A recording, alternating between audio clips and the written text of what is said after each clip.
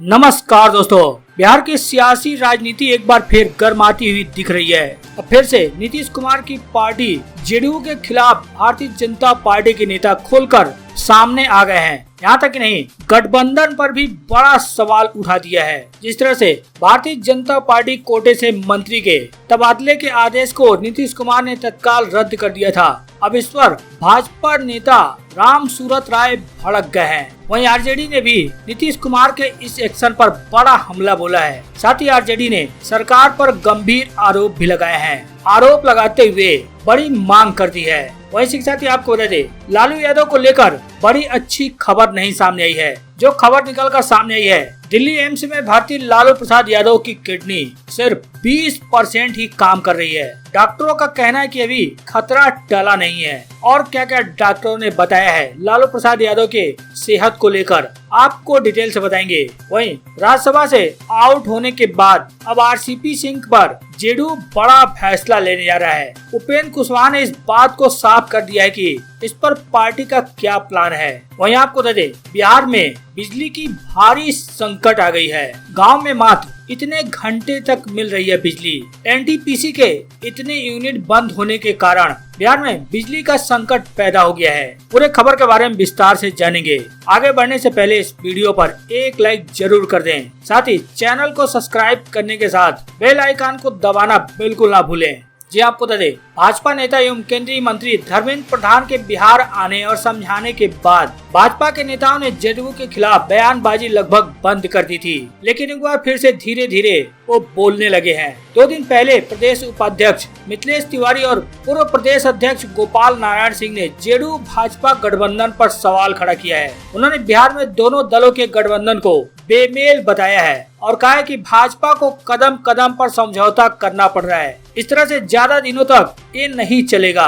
बता दें, पिछले कुछ महीनों में धर्मेंद्र प्रधान 2 बार बिहार आकर सीएम नीतीश कुमार से मिल चुके हैं। भाजपा के नेता मिथिलेश तिवारी ने भी फेसबुक पोस्ट लिखकर बिहार में हिंदुओं की उपेक्षा और अल्पसंख्यकों पर विशेष मेहरबानी को लेकर कड़ी प्रतिक्रिया दी थी। वहीं गोपाल जी इस मंच से जेडीयू की नीतियों पर सवाल खड़ा कर रहे थे। वहां बिहार सरकार के स्वास्थ्य मंत्री मंगल पांडे भी उपस्थित थे। गोपाल नारायण सिंह ने बिहार की शिक्षा व्यवस्था पर भी सवाल खड़ा किया है। इससे पहले भाजपा के प्रदेश अध्यक्ष डॉक्टर संजय जायसवाल भी शिक्षा व्यवस्था पर सवाल खड़े कर चुके हैं। लेकिन अब एक दूसरा मामला भी सामने आ गया है। भाजपा नेता एवं भाजपा कोटे से मंत्री राजस्व विभाग में उन्होंने बड़े तबादले किए, जिसके बाद नीतीश कुमार ने उस पर तत्काल प्रभाव से रोक लगा दी। अब उसको लेकर भाजपा कोटे के मंत्री राम सूरत राय भड़क गए हैं। बता दें, बिहार सरकार के राजस्व विभाग के मंत्री राम सूरत राय ने बीते दिनों बड़े पैमाने पर विभागीय अधिकारियों का तबादला किया था। इस तबादले की पूरी प्रक्रिया पर सीएमओ की ओर से तत्काल प्रभाव से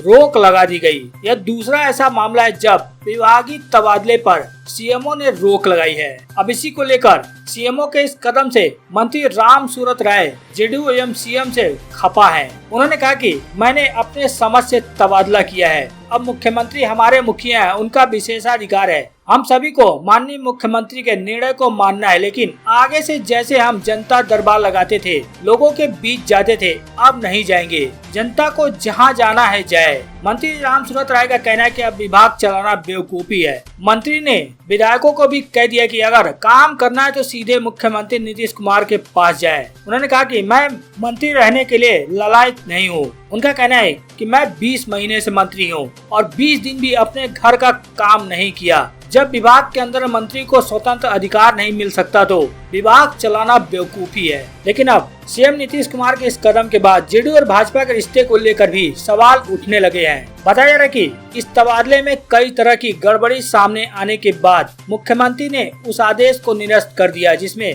तबादले की बात कही गई। अब इसको लेकर आरजेडी नीतीश कुमार सरकार पर भड़क गई है और गंभीर आरोप भी लगा दिए हैं। आरजेडी ने एनडीए सरकार की खिंचाई करते हुए कहा कि बिहार में ट्रांसफर पोस्टिंग उद्योग फल फूल रहा है। आरजेडी राष्ट्रीय प्रवक्ता मिथिलेश तिवारी का कहना है कि हर साल जून और दिसंबर के महीने के दौरान बड़े पैमाने पर भ्रष्टाचार हो रहा है और यह शुक्रवार को साबित हुआ जब नीतीश कुमार ने 149 अधिकारियों की तबादला पोस्टिंग रद्द कर दी। उनका कहना है कि न केवल संबंधित विभागों का प्रभार संभालने वाले राम सूरत राय मंत्रालय बल्कि हर मंत्रालय की स्थिति एक जैसी है। उनका कहना है कि भाजपा विधायक ज्ञानंद सिंह ज्ञानू ने पहले आरोप लगाया था कि तबादला नैतानी के लिए हर मंत्रालय में बड़े पैमाने पर भ्रष्टाचार हो रहा है। तिवारी का कहना है कि उनके नेता तेजस्वी यादव ने भी विधानसभा में तबादले और पोस्टिंग में भ्रष्टाचार का उल्लेख किया है। उन्होंने यह भी कहा कि भाजपा विधायक गोपाल नारायण सिंह ने दावा किया कि भाजपा और जेडीयू बिहार में एक बेमेल गठबंधन है और यदि ऐसा है तो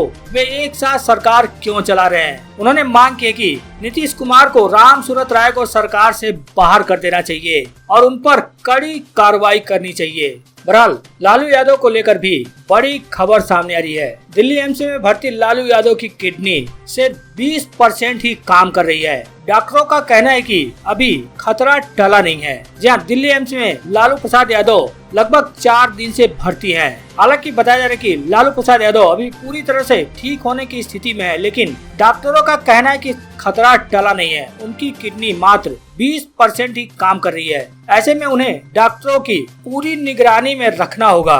लालू को पहले से ही हार्ट अटैक और किडनी की समस्या है। कंधे की हड्डी की टूटने की बात भी सामने आ रही थी। उसे एम्स के डॉक्टरों ने सही नहीं पाया है। पटना के डॉक्टरों ने हेयर फ्रैक्चर बताया था, जबकि दिल्ली एम्स में कहा गया है कि कंधे का जॉइंट अपनी जगह से थोड़ा सा हट गया है। समय के साथ यह अपने आप ठीक हो जाएगा। चोट के कारण लालू को अभी दर्द है, जिसकी दवा दी जा रही है। उन्हें अभी एम्स की निगरानी में ही रखना होगा। उनके साथ राबड़ी देवी और राजद के राष्ट्रीय उपाध्यक्ष भोला यादव भी है, जो लगातार देख रेख में लगे हुए हैं। पटना से लौटे तेजस्वी यादव ने लालू के स्वास्थ्य में भी लगातार सुधार हो रहा है, इसको लेकर जानकारी भी दी थी। पटना हवाई अड्डे पर मीडिया से बातचीत करते हुए उन्होंने लोगों को भ्रामक खबरों से सचेत रहने को कहा था। साथ ही समर्थकों के प्रति आभार भी जताया था और कहा था कि करोड़ों लोगों की शुभकामनाओं का असर है कि लालू जी का स्वास्थ्य तेजी से ठीक हो रहा है। बहरहाल बिहार में बिजली की किल्लत का मामला सामने आया है। एनटीपीसी की 6 यूनिट बंद होने के कारण अब गांव में मात्र 10 घंटे तक भी बिजली नहीं मिल पा रही है। जी हाँ, बिहार में नेशनल थर्मल पावर कॉर्पोरेशन यानी एनटीपीसी की 6 यूनिट कांटी, नवीन नगर और बरौनी के बंद होने से बिहार में बिजली की भारी किल्लत हो गई है। बीते दिन राज्य को जरूरत से 1500 मेगावाट तक कम बिजली मिली। शहर से लेकर गांव तक घंटों बिजली गुल रही। शहरों में 4 से 5 घंटे तो ग्रामीण इलाकों में 8 से 10 घंटे तक कटौती हो रही है। बिजली वितरण कंपनी SBPDCL और NBPDCL के अधिकारियों के मुताबिक एनटीपीसी कांटी की 1 यूनिट बंद होने से 133 मेगावाट, नवीन नगर की 1 यूनिट बंद होने से 525 मेगावाट और बरौनी की 3 यूनिट यानी यूनिट संख्या 7 बंद होने से 110 मेगावाट, यूनिट संख्या 6 बंद होने से 93 मेगावाट और यूनिट संख्या 8 बंद होने से बिहार को 230 मेगावाट कम बिजली मिली है। एनटीपीसी फरक्का की यूनिट संख्या 6 बंद होने से बिहार को 101 मेगावाट कम बिजली मिल रही है। इन यूनिटों में अधिकतर इनके बंद होने का तकनीकी कारण है। इस तरह से कुल मिलाकर एनटीपीसी और निजी कंपनियों को मिलाकर बिहार को 1494 मेगावाट बिजली कम मिल रही है, जिसके कारण बताया जा रहा है कि शहरों में 4 से 5 घंटे और ग्रामीण इलाकों में 8 से 10 घंटे तक की कटौती चल रही है, जिससे लोगों को काफी परेशानियों का सामना करना पड़ रहा है, क्योंकि भीषण गर्मी के बीच इतने घंटे की कटौती लोगों को परेशान कर रही है। वहीं आगे बढ़ते हुए आपको बता दें, अब आरसीपी सिंह पर जेडीयू बड़ा फैसला ले सकता है। उपेंद्र कुशवाहा ने साफ साफ बता दिया है कि पार्टी का क्या प्लान है इस पर। जी हाँ, महज 1 साल पहले तक बिहार की प्रमुख राजनीतिक पार्टी जनता दल यूनाइटेड यानी जेडीयू के राष्ट्रीय अध्यक्ष रहे आरसीपी सिंह अब अपनी पार्टी में हाशिए पर आ गए हैं। उनकी पार्टी के नेताओं ने पहले बिना कुछ बोले उन्हें किनारे लगाया और अब वही नेता खोलकर बता रहे हैं कि आरसीपी सिंह ने उनके साथ आगे क्या किया जाना है। जेडीयू संसदीय बोर्ड के अध्यक्ष उपेंद्र कुशवाहा ने आरसीपी सिंह के मसले पर पहले भी सबसे अधिक खुलकर बोलते रहे हैं। अब उन्होंने एक बार फिर अपनी पार्टी के वरिष्ठ नेता के खिलाफ बड़ी बात कही है। उन्होंने यह भी बताया कि आरसीपी सिंह के साथ पार्टी ने ऐसे सलूक आखिर क्यों किए। उपेंद्र कुशवाहा का कहना है कि आरसीपी सिंह के राष्ट्रीय अध्यक्ष रहते हुए बिहार की 1 नंबर पार्टी विधानसभा चुनाव में तीसरे नंबर पर आ गई। उन्होंने इसके साथ यानी इसके पीछे बड़ी साजिश की तरफ इशारा किया। उपेंद्र कुशवाहा का कहना है कि